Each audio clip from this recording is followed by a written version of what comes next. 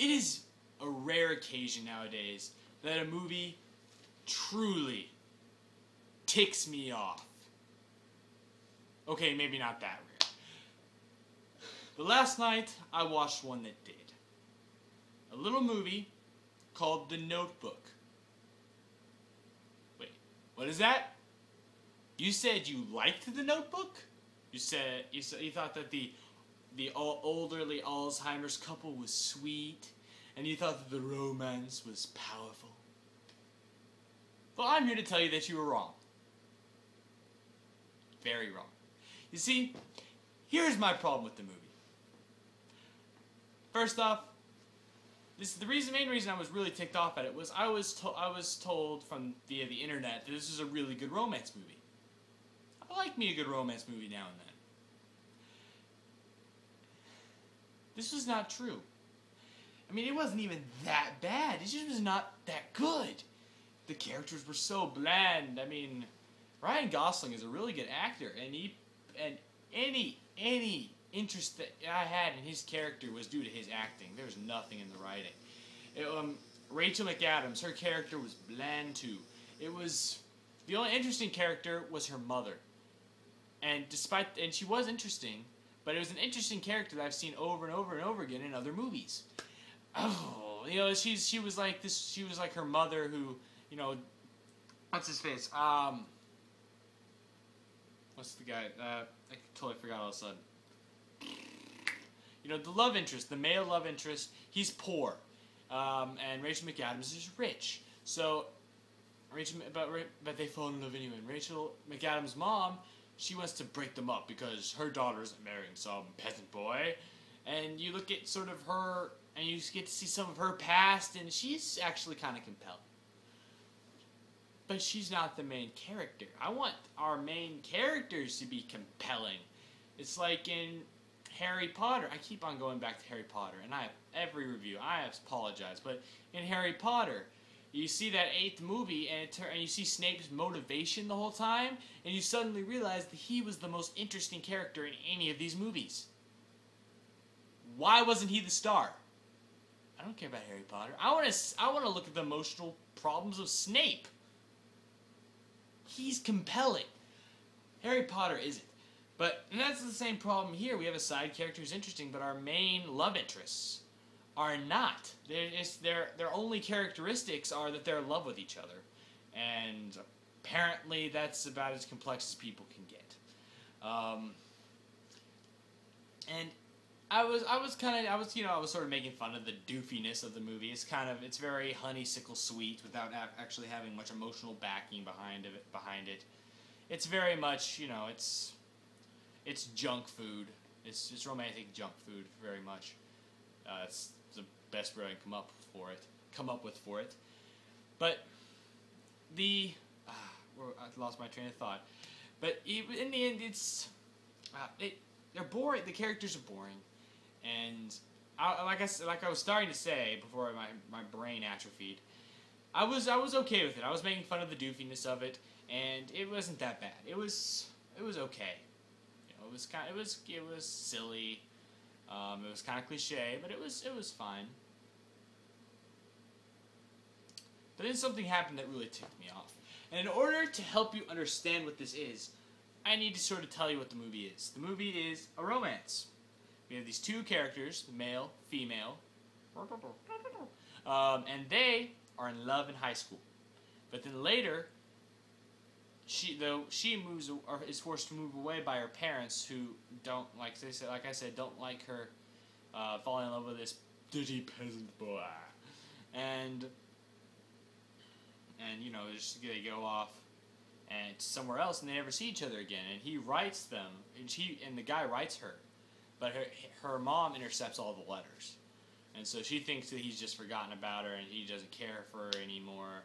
And so she ends up getting engaged to this other guy played by Cyclops. I'm just kidding. He's the guy who played Cyclops in the X-Men movies. But I just like calling him Cyclops. It's fun. And then, this is it. This is the clincher. While she's engaged to be married to Cyclops, she goes back to Noah, that's the male love interest name, Noah's house, and they sleep together.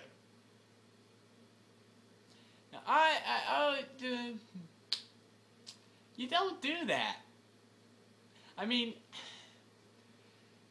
it's one thing to sleep with a guy and certain, it's one thing. But she is sleeping with a guy at the most not good time to be cheating. She is doing this while she is engaged to be married to somebody else. Now see, any sympathy I had for this character goes out the window. Now all I can think about is that poor guy. He has to go to marry her, and then she goes and sleeps with some other guy? What is... Oh, that's horrible. You horrible people. This what? And they come meet together, and they don't talk much. She goes to his house, stays up late drinking, has him read poetry to her. This is not a thing that responsible women who are about to get married do. I'm sorry, this just really got to me.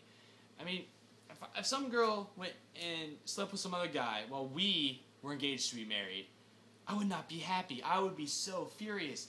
And I start relating, and that's it. I start relating to Cyclops. And, oh, that poor guy. I hate those two guys, our main characters, who I should be sympathetic with. I mean, you'd be like, oh, they're in love. Okay, they're in love. She doesn't want to marry that guy. That's fine. There are better ways to handle it. Use your brain. Brain. See, right here. It's right here in your skull. It's a brain. And then at this point, I start hating them.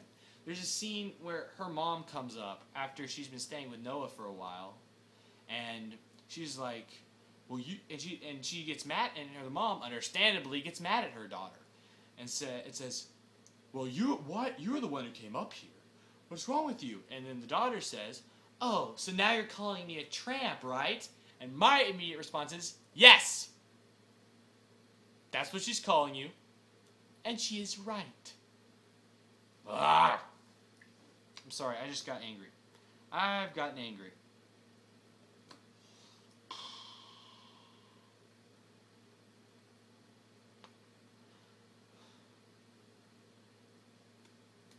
Yeah. And I just couldn't really get past that. I mean, there are some other things that were silly, like when he's dining at her with her rich family, and they ask him how much he makes. Like, oh, I make 49 cents an hour, and everything just gets silent. They're like, oh, holy 49 cents an hour. He's poor. Why, that just twirls my mustache. That just polishes my coin. It's not even that bad. It's just sort of stupid. And while the movie overall is not very bad, it's fine. I'd probably watch it again. But it's just that one. It's the one thing. I can't. It's like in Sleepless in Seattle.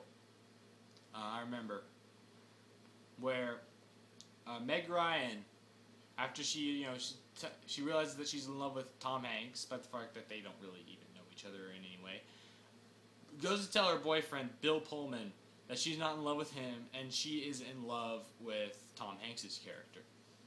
And Bill Pullman's response to this is, that's fine with me.